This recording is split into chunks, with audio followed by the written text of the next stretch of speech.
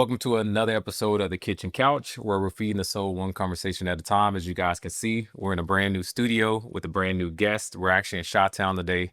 I'm excited. We're actually filming in Sin City Creative Studios, which is awesome. I've done some behind the scenes footage. This is a Black owned business. So if you are in Chicago and you're looking for a space to film, whether you're a creator, whether you're an actor, actress, artist, and you need a space, make sure you guys come by Sin City Creative Studios, and it's in Southside Chicago. Really beautiful venue. So show them some love when you come out. So really appreciate them saying yes to us, and then to our guests, which I'll get to shortly.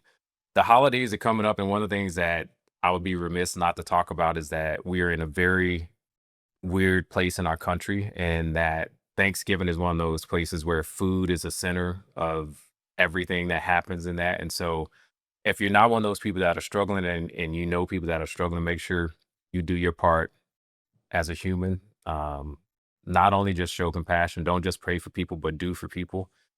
SNAP is not enough. I talked about this in our last episode, is that if you did lose your SNAP benefits, you got to reapply for that.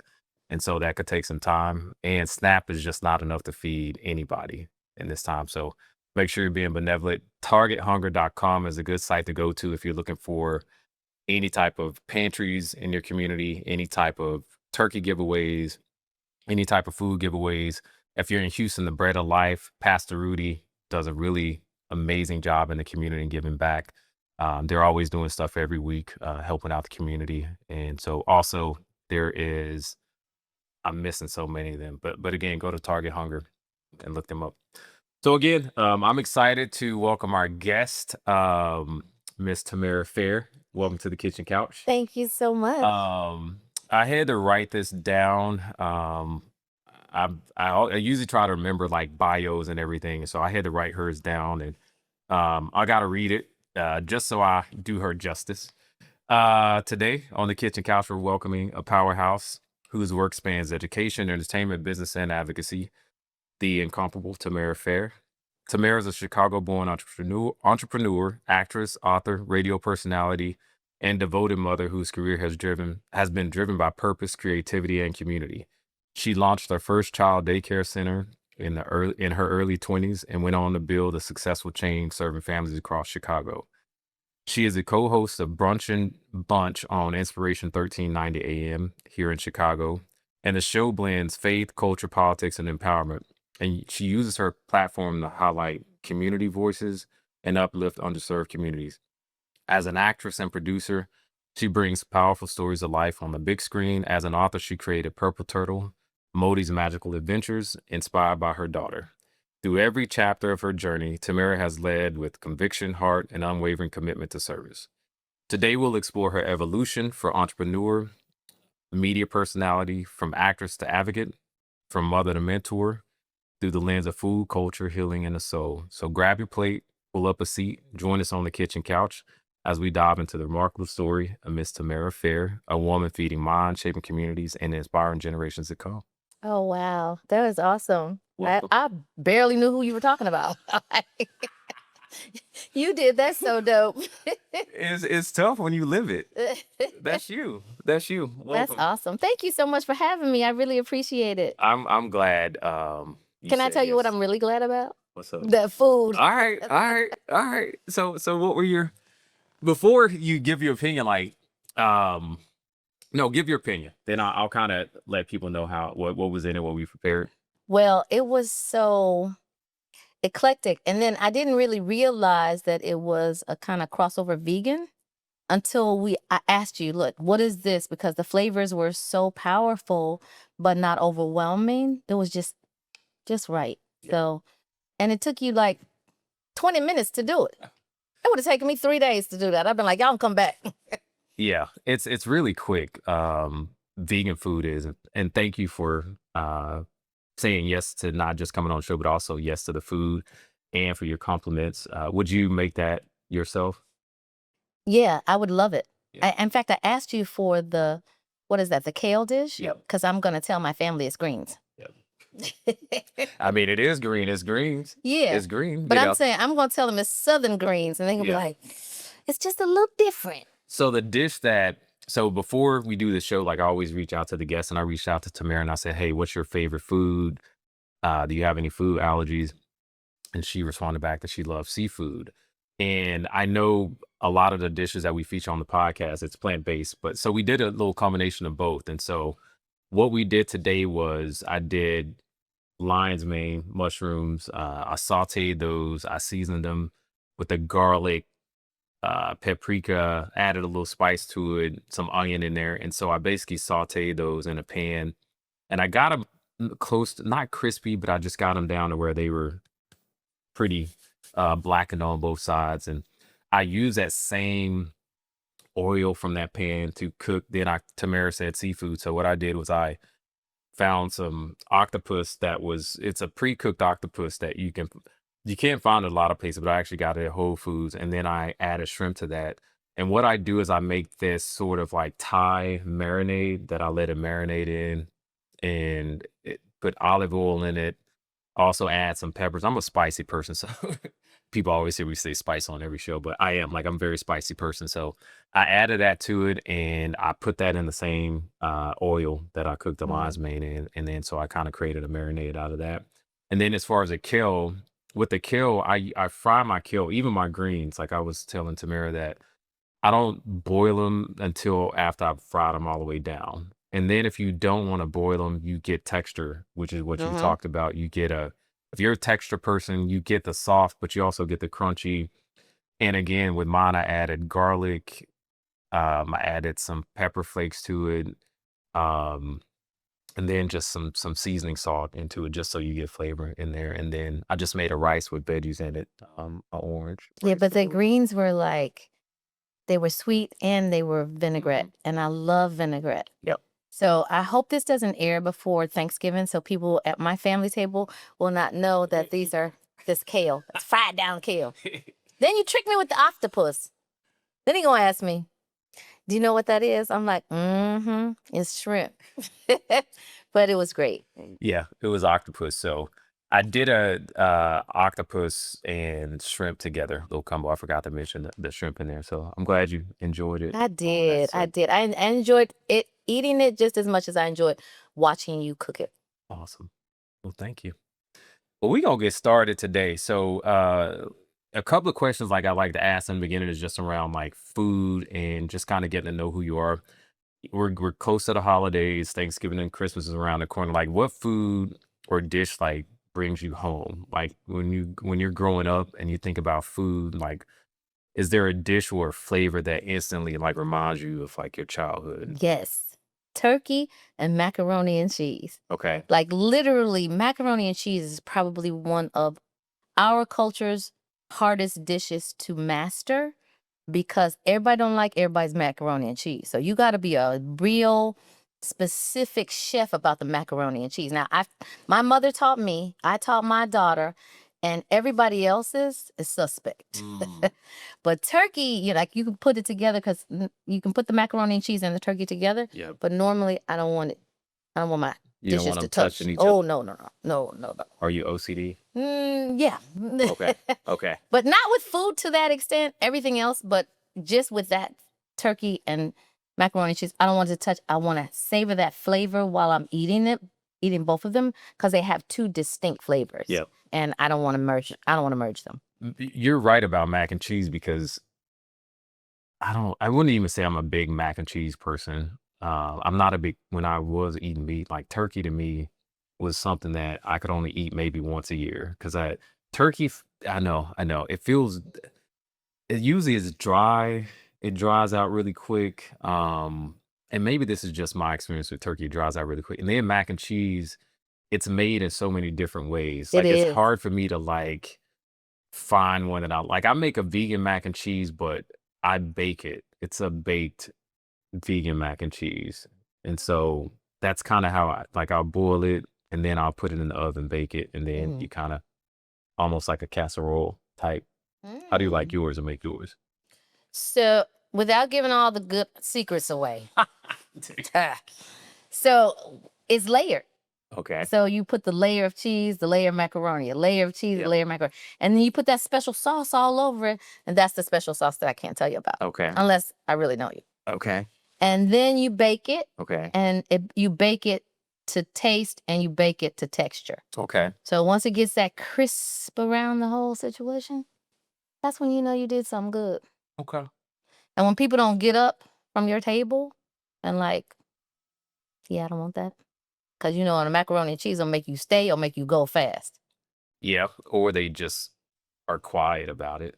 Like Not in my family. My family gonna tell you straight up. I don't know who did that, but you need to start that over. I know, mine too.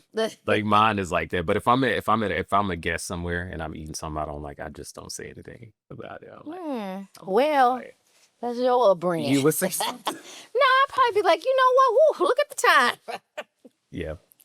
Like if you were to like where you are in your life right now and you would add like just like a flavor to your life, like what would that flavor be? Like just your soul. Like where are you at? Flavor. You talking about spice wise? Mm-hmm. Cayenne. Let's just go right to it. Let's get right to it.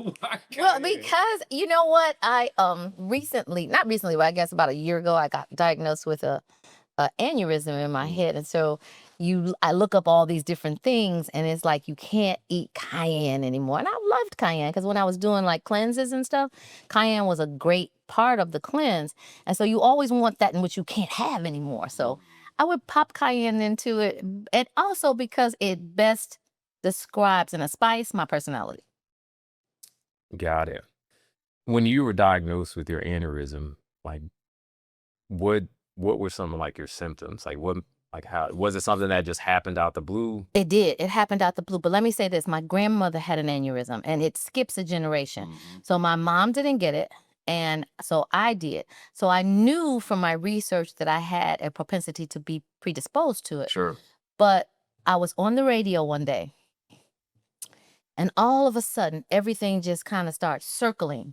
And I thought it was long COVID because I had COVID a couple of times. Yeah. And that's why I don't go to Atlanta anymore because I had COVID twice. So I took Georgia out of my union.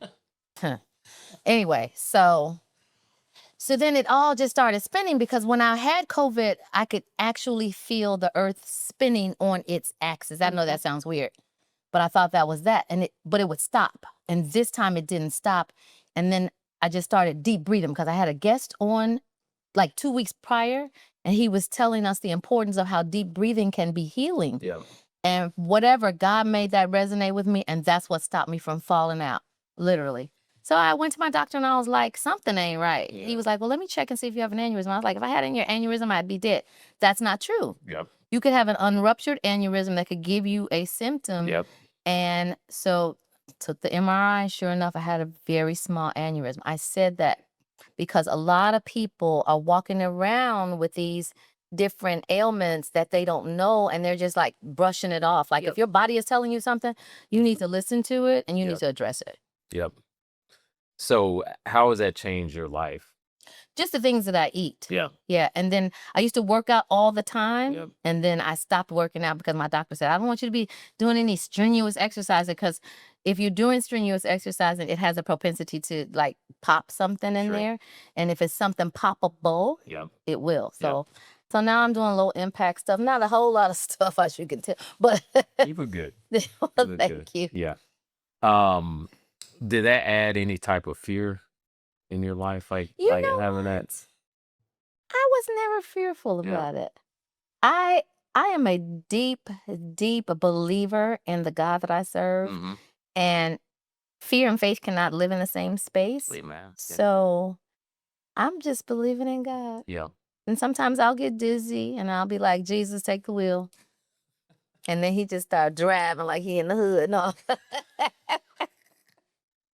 So no fear, which is awesome. Because I know that can be something like that can be a scary thing, you know. An aneurysm is something that it takes people out, and it's something that happens suddenly, which I love that. Have you always been a faithful person? Like have you always believed that?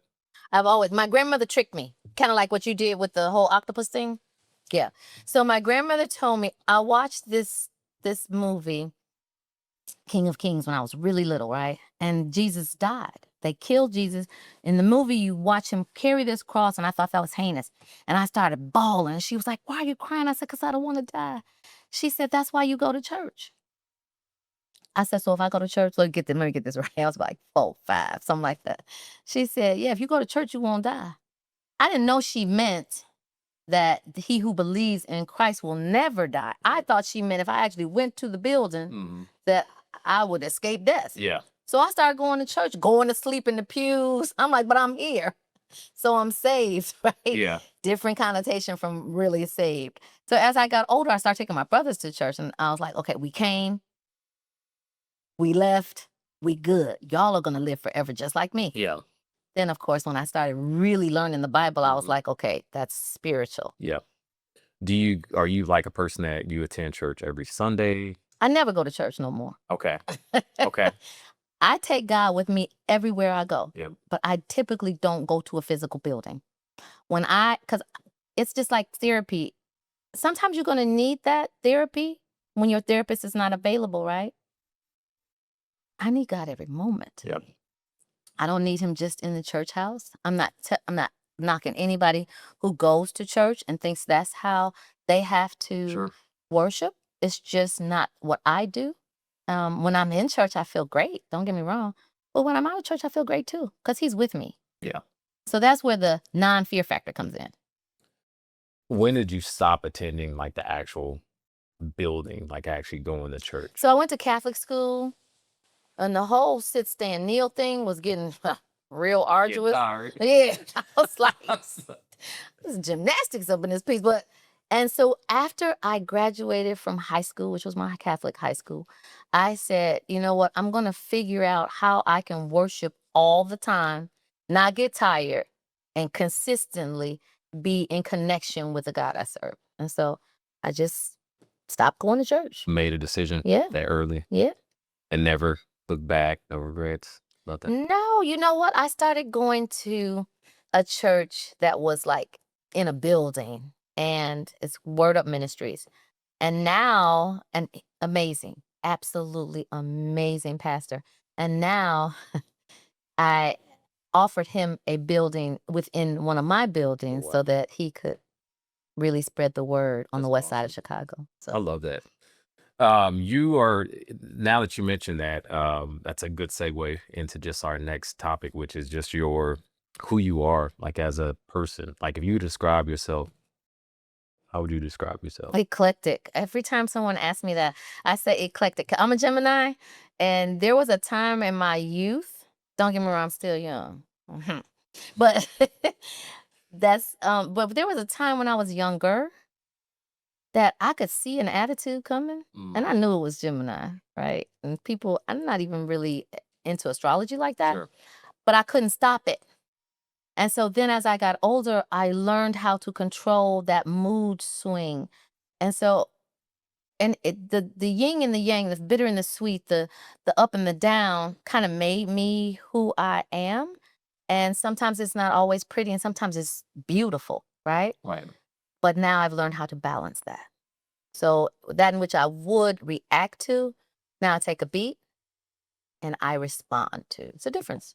Was that like, how did you recognize that, and where did you get the tools from? Crazy will make you figure it out. Sometimes. Yeah. I mean, Not when you want always. to. When you Yeah, want to. I sometimes. wanted to. Sometimes, yeah. And then my daughter said to me, Mom, you don't even know it, but you are depressed. I'm like, are you crazy? I'm happy every day. She said, no, you're not. You're suppressing, and it's a form of depression. And so you just pile different things onto your plate so that you don't have to face it. But you need to purge it, because when it piles up, it'll envelop you. And that's what started me on my healing journey. Wow. That's deep. Yeah. What made you receptive to that feedback? At first, I wasn't. I was telling her, look, I don't care if the moon is in the 7th house and Jupiter aligns with Mars. I don't want to know about all that. I'm getting ready to do this. You need to do what you're doing. And so then she said, okay. She was calm. She said, okay. But one day you're going to understand what I'm talking about, because she feels her feelings, right? And most millennials feel their feelings. And she was like, you will one day resonate with that. And then my old hairstylist said to me, you think that you're here to save your daughter, but really she was in here to save you. And that's how it happened. I say that all the time. I believe like we choose our family and our parents before we come here. Like I believe the same thing with my mom. Like I believe that part of my like purpose here was to show her love and genuine love, and my goal was to save her in a way. That was not even in a way, but that's kind of how I felt. Like I saw her suffering early on, and I'm like, dude, I'm gonna grow up, be successful. I'm gonna take care of her. I'm gonna pull her out of that suffering, and that was my first like road on compassion and all those kind of things. But the things that I did teach her were boundaries and like love, like real love. And so I talk about this all the time. It's not anything new or I'm ashamed of, but I never grew up hearing I love you. Like I Mm. never heard it. It was never said to me by my mom or my dad. I mean, I knew they did, but it just it was never said. But I also learned that it wasn't said to them either. So it was like a whole generational curse that I was breaking by telling her that. So my mom would start saying I love you to me, you know what I mean? Or my siblings, like we say it to each other all the time. But that's how you break curses. Like Mhm. kids come into this planet and they are teachers to the parents, which I call this the earth school. Like you learn if you're done learning, you're gone. You're not. Yeah. That's this the earth school. So this is how. But I do believe we choose our parents. Like I don't believe that you don't choose them because some parents are not always receptive, but they're listening. Mhm. Like, when something it's like it's coming from somebody that probably shouldn't be coming from, but in my spirit of my soul, I feel that this is the right message that's coming. I just don't know why it's coming from my child. Or Exactly. Cuz I'm in in a real world or in a perfect world, I'm supposed to teach her. She ended up teaching me. Like you ended up teaching your mom. And I resonate with that because my aunt actually raised me. And she never said she loved me, Mm, but I never doubted it. yeah, She didn't have to raise me. yeah. She had options to not raise me, but I knew she loved me. But now, because of that, I tell my daughter every like 4 or 5 times a day, I love you. I even say on the radio when I close, tell someone you don't know, a perfect stranger, that you love them and show someone you do know how much you love them because I needed that and I didn't know how much I needed that. And so now I feel like you don't know who you're encountering. And when you tell them that you love them, you don't know who you're helping. So, What does love mean to you? well, it means different things at different times.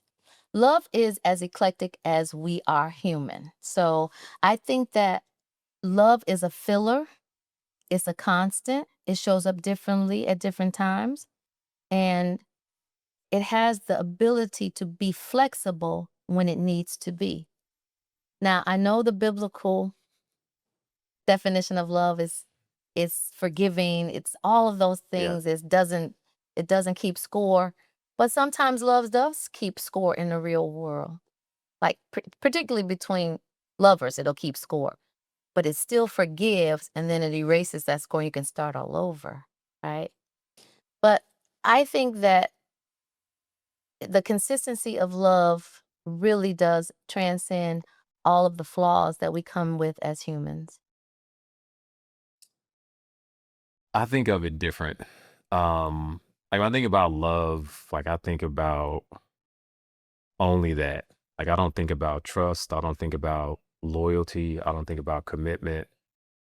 I don't think about respect. I think love is just love. I think it just exists on its own. Hmm. So if stuff changes, love doesn't change. Mhm. So if we decide not to be in relationship, or if we decide that we're in disagreement, like love it's still there. Conditions change, but not love. Like real love exists. It does not go away at all. It never leaves.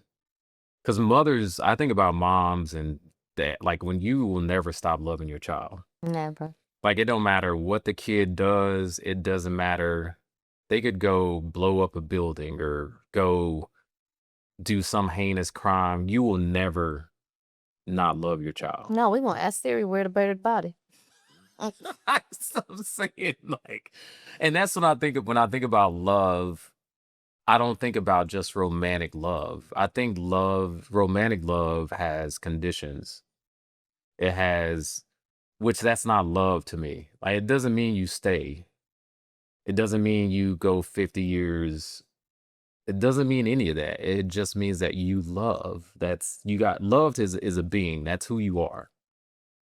Well, romantic love comes later. You learn, in my estimation, you learn motherly love, unconditional love first. And then as you get older, you learn romantic love. So I agree with you that it's ever changing and it's different in different situations. Okay. I like that. I disagree. To a certain extent. I mean, I think You we're know what I saying mean? the common, Yeah, I our think core is the same. yeah, I think we look at love. I think everybody looks at love different. But then, too, you're a man and I'm a woman, so that's going to be the variable as All well. right. You're right. You could be right. You could be right. All right, so we gonna take a pivot here. So we got our bowl here. I'm gonna have you. Ain't no food in there. You done got me hooked. Now you got some paper in the bowl. Yeah, so we're gonna do our bowl. So I'm gonna have you pull something out of there, and you're gonna read it. And the first thing that comes to mind. Of course, you did this on purpose. You tricked me again. No. Because we were just talking about do you love all of you, good and not so good? That's God. That's God. Let me tell you, there was a time where I did not love any of me. Mm.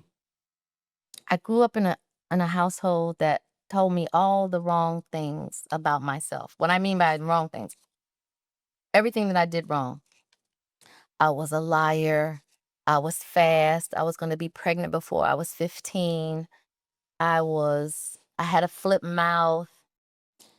And so when you start to really absorb that, you start to, at a young age, believe that.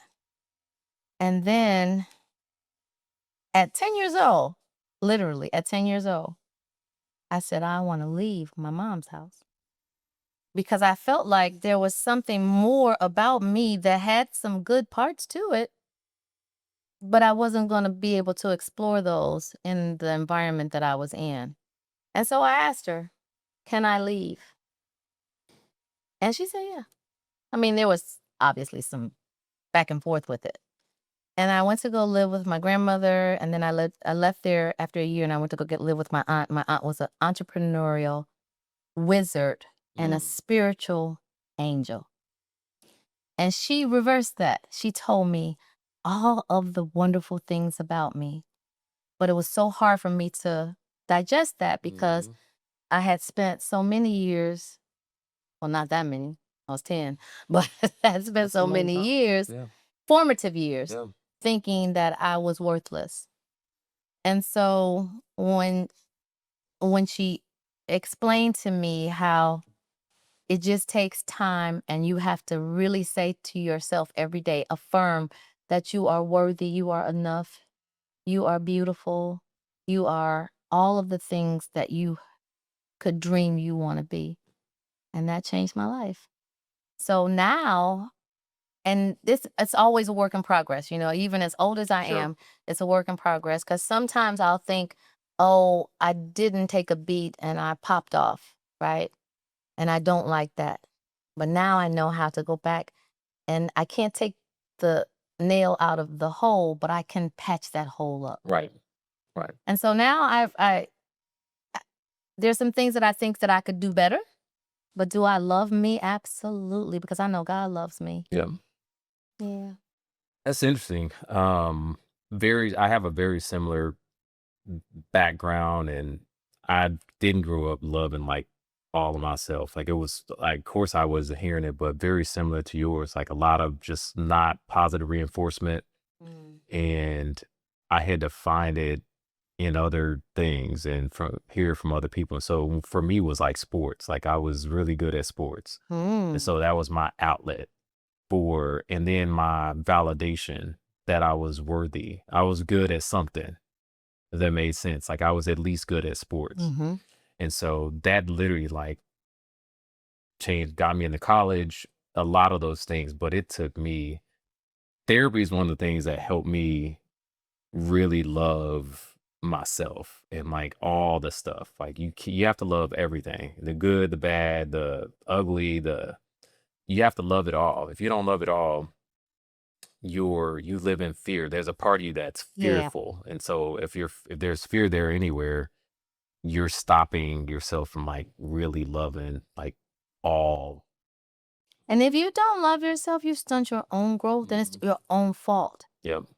And like had the wherewithal to go and get help. A lot of people don't get help. A lot of people live in that abyss, Yep. and it just gets deeper and deeper downward. Yep. And some people kill themselves because of it. And then some people go out and hurt others, hurt people. Yeah. But some people have the courage to get out of that. Yeah. And those are the inspirers that tell the ones who are still stuck in that abyss, you can do it because I did it and I didn't think I could either. Yep. I love it. We're gonna do one more out of here. Out of our Still butt. no food, huh? So You still hungry? I'm no, gonna I'm get you not. to I'm go really plate. not, but what advice would you give to your 8-year-old self? Trust the process. Trust the process. When I wrote a novel. I wrote the children's books with my co-author and best friend, but I wrote a novel about my life, and it made me open up to so much untapped, unresolved trauma. And so I really didn't live with my mom until I was 5, and I only lived with her from 5 to 10, 5 years old to 10 years old. Prior to that, I lived with my grandmother, right? And at 5, I left. About 5, I left and went to go live with my mom. And I missed my grandmother so much because I thought that she was my mother. I thought my mother was my sister. I called my sister mama. Anyway, so I was so tired of hearing about all the things I wasn't, that if I could answer this question, I would say trust the process, because there was a reason why she was beating me down mentally. There was a reason why I was being crushed into the embers, because just like you're being crushed into the embers, you can rise like a phoenix if you keep trusting the process. And the process is God. If he didn't have his hand on every step of my journey, there's no way I could be doing the things I'm doing now and loving it. Did you carry any kind of like resentment or anger? Who don't? I was so mad at my mother up until about maybe 15 years ago. No, maybe a little longer, because as I started getting more and more into the Bible, and the Bible would tell me, you gotta forgive, you gotta forget, you gotta honor your mother and father. And conversely, my father wasn't in my life, but I wasn't mad at him. Yeah. So he is now. Sure. But the honor that I have for God made me forgive my mother. And it wasn't for her, it was for me.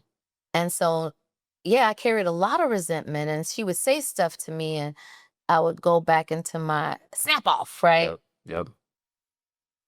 And actually, that snap off helped me as an actress. It helped me go, because they say actors and actresses we're like bipolar anyway. So that kind of helped me. So I realized now that there was a value in what she did, because it was preparing me for what I was going to do. I love that. I also agree with like the forgiveness piece and the being for you, because again, like the longer you hold on to resentment, and then I think it helps you be more compassionate for the person that you're forgiving, because they have their own issues, their own struggles, and that's probably all they know. And so what they know and what they're doing and how they're showing up with you is hurtful, it's traumatic, but it's not yours to carry. And it's not for you to like keep. And so I had to do the same thing with mom. It took me years. I mean, I would say the year before she passed was when I realized I actually truly forgave her, because some of the things she would say or do would always trigger me and take me back to when I was younger. And I would feel like this little boy just based on the things she said. But maybe a year or so before she passed, like she was still my mom, and I honored and respect her, but there were things she did that just was not okay. And so when it didn't affect me that way and I didn't get that feeling like I was a little boy, I was like, okay, I've now I know. arrived. Yeah. I mean, I knew now, but it was also, I'm grateful, because she passed a year later. And I think about not forgiving her and her not being on this planet, like how that would affect me today. And so I'm grateful. So I always tell people, I'm like, forgiveness is for you, but you have to, it's something internal. Like Mm-hmm. it's a spiritual thing that you have to go through, and you got to do real work to actually You do. forgive, especially your parents. Like that is deep, deep stuff that your parents, Yeah. holding you. I'm glad you got through that though, because Long. as a young Black man who is experiencing trauma like that, it could have manifested in so many different Yeah. ugly ways. Yeah. Yeah. I'm grateful though. Like I've always been connected to God and connected to the source. Like I always knew my life wouldn't be different. Like I knew I would break generational curses, like even as a young age, and even as bad and as just disruptive I was as a kid. Like I always knew I had a purpose on the planet. Like I didn't know what it was. I was like, but I'm gonna do something with my life, like no matter what. And I realized I was fighting tooth and nail to just survive, but also make sure I got to where I need to get. That Mm. was kind of like it's how it manifested in my life. And so That's incredible. this is good. We got to do a part 2. We definitely do have to do a part 2, but I So got a question for you. yes, When people would ask you when you were young what you want to be, what would you say? a lawyer. A lawyer. Mhm. When people asked me what I wanted to be when I was young, I would say successful. I didn't know what I wanted to be. I just knew I was going to spite all of the people who said I wasn't going to be anything. I was going to do something good. Yeah. And I feel good about it. Mine was like litigation. Like I like litigate, which lawyers don't always litigate, and our system is so jacked up. So when I got to college and I started learning about the system and law, and just I was like, nah, I'm turning it off. So I was turned off by it. But I think there's some lawyers that do some really good work, and I think it's a great profession. But for me, I knew it was going to be something around people, and so I've been able to do a lot of people work, and same with you. Like you've been able to just surround yourself with people and do really good work. So I got the best people around me. And now you. I don't want to get this bowl no more. gonna- Let me tell you something about this bowl. I don't know. Nah. This bowl make you go back. You take this little bowl. Get on gone. All right, so this is just part 1 of our series, Tamera Fair. Thank you Thank you for coming to the kitchen couch, and thank you for saying yes, and thank you for just sharing yourself and sharing a lot of your journey. You have lived a whole life, and you have done a whole lot. You're doing a lot of really good things. So Thank you. I want to, if you guys are not following her, make sure you guys follow her, Tamera Fair, on all social media platforms. She also has a website, tamerafair.com. You can look her up, follow work. They're doing a lot of really good things. Jamaica, they've sent a lot of packages to Jamaica this week. Yesterday. Today was our first shipment. Yep. It's ongoing though. Jamaica is near and dear. It's my favorite place on the planet. Okay. So it's near and dear to my heart. Thank you so much. Yeah, thank you for coming. We're going to do a part 2 for sure. This is just part 1 of, I think, going to be many series. It's gonna be food though. Always, yeah. Every show is food. Every show is food. Any last words before we get out of here? You know what? Yeah, I do have some last words. I don't care who tells you that you are incapable of being the best version of yourself. Ignore that. Listen to your spirit and make sure that you don't listen to nobody else but God. That's it. I love that. We're going to wrap it up here, folks. Again, like, subscribe, share. This was another episode on the kitchen couch, just part 1 with the impeccable Miss Tamera Fair.